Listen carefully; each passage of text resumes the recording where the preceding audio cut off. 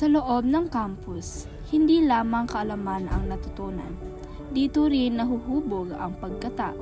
Sa bawat salita, sa bawat kilos at sa bawat desisyon ng ginawa ng kabataan.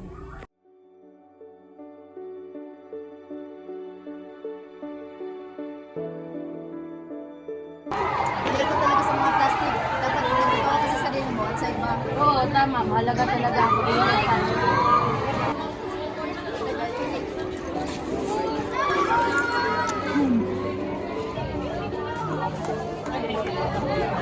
Uy, Ana, bawal yan ah. Ang hipokrisya ay pagsasabing mahalaga ang tama habang lihim na gumagawa ng mali. Huwag na natin isali si Mia sa ating grupo. Tahimik at walang ambag yan. Oo nga, baka pabigat lang. Ang prejudice ay paghuhusga sa kapwa bago pa man siya mabigyan ng pagkakataong ipakita ang kanyang kakayahan.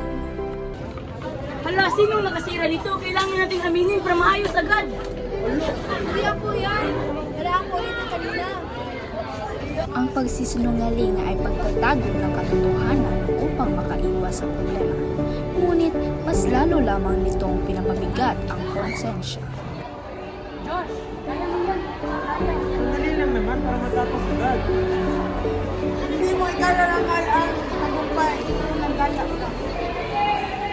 Ang pandaraya ay madaling paraan, ngunit ninanakawan nito ang dangal at tiwala sa sarili.